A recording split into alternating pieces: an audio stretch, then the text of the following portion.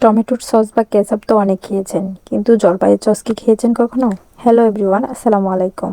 আশা করছি আপনারা সবাই অনেক বেশি ভালো আছেন। শীতের মৌসুমে টাটকা দেশীয় ফল জলপাইয়ের একটা বিশেষ রেসিপি নিয়ে আপনাদের সাথে হাজির হয়েছে। একেবারে ঘরোয়া উপকরণে খুব সহজে কিভাবে জলপাইয়ের সস তৈরি করবেন সেই রেসিপিটি আপনাদের সাথে শেয়ার করব। তো জলপাইয়ের সস, এই সসটাতে কিন্তু টমেটো সসের মতো যে কোনো ঝাল আইটেম বা নাস্তা, স্ন্যাক্স এগুলোর সাথে খেতে পারেন অনায়াসে। কোনো অংশে কিন্তু টমেটো সসের চেয়ে কম নয়। জলপাইয়ের সস খেয়ে কিন্তু আপনারা টমেটো সসের স্বাদের কথা কিন্তু ভুলেই যাবেন। তো চলুন রেসিপিটি শুরু করা যাক। তো এখানে জলপাইয়ের সসের জন্য আমি এখানে 1 কেজি পরিমাণ সস তৈরি করছি। এখানে আপনারাও কিন্তু 1 কেজি বা হাফ কেজি পরিমাপে নিয়ে প্রথমে ট্রাই করতে পারেন। দেখলেন তো আমি এখানে 1 কেজি জলপাই নিয়েছি। জলপাইগুলোকে ধুয়ে মুছে পরিষ্কার করে নিয়েছি। এবারে চুলায় চলে যাচ্ছি। তো চুলায় ফুটন্ত পানিতে আমি জলপাইগুলো দিয়ে দিয়েছি এবং দিয়ে দিচ্ছি কিছু গরম মশলা। এখানে একটু দারচিনি, 4টে লবঙ্গ এবং 3টি এলাচ। দিয়ে দিচ্ছি মিডিয়াম সাইজের একটা পেঁয়াজ কুচি, আর দিয়ে দিচ্ছি 8টা কাঁচামরিচ। তো একটু নেড়ে চেড়ে মিশিয়ে ঢাকনাটা দিয়ে ঢেকে দিচ্ছি 15 মিনিটের জন্য।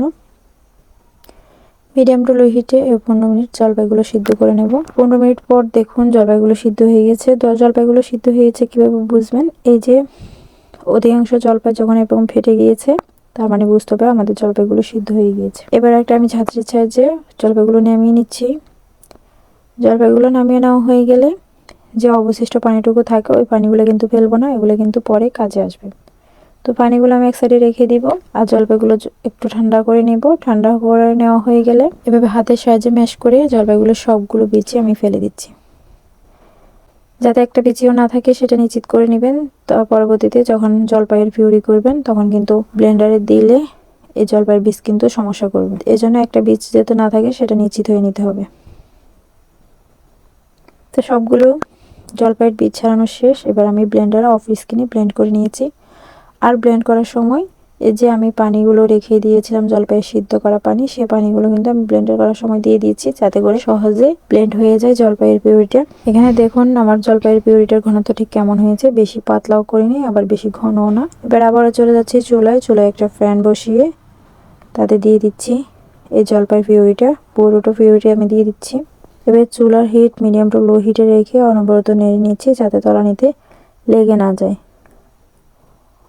এরপরে এখানে দিয়ে দিচ্ছি 1 কাপ পরিমাণ চিনি। 1 কেজি জলপাইয়ের জন্য এখানে 1 কাপ চিনি কিন্তু যথেষ্ট। মিষ্টি স্বাদের জন্য আমি চিনিটা 1 কাপে দিয়েছি। আপনারা আরও বেশি মিষ্টি পছন্দ করলে আপনারা হালকা একটু বাড়িয়ে দিতে পারেন। চিনিটা থেকে পানি ছেড়ে দিয়েছে। দেখুন জলপাইয়ের পিউরিটা কিছুটা পাতলা হয়ে গিয়েছে। এবার এখানে দিয়ে দিচ্ছি 1 টেবিল চামচ পরিমাণ চিলি ফ্লেক্স।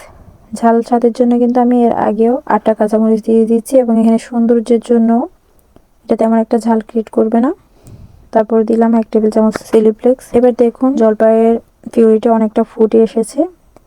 এটা কিন্তু সাবধানে নাড়তে হবে। জলপাইয়ের পিউরিটা খুব ফুটছে যেহেতু এটা অনেক বেশি গরম হয়ে গিয়েছে। তো এই পর্যায়ে একটু সাবধানে থাকতে হবে এবং চুলার হিটটা বাড়িয়ে কমিয়ে এটাকে ব্যালেন্সে রাখতে হবে, নয়তো কিন্তু জলপাইয়ের পিউরি গায়ে এসে পড়তে পারে। চিলি ফ্লেক্স একটু মিশিয়ে নিয়ে এরপরে মোটামুটি আমাদের সসটা এই পর্যায়ে কিন্তু রেডি।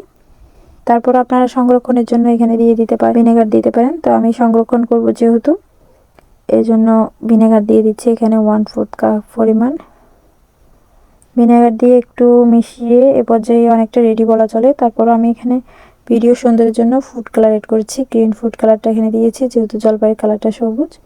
আপনারা চাইলে কিন্তু এই পর্যায়ে নামিয়ে নিতে পারেন। ফুড কালার না মিশিয়ে কিন্তু আপনারা এই সসটা রেডি করে নিতে পারেন, কোনো অসুবিধা নেই। স্বাদের কিন্তু কোনো হেরফের হবে না। ফুড কালার মেশানো শেষ।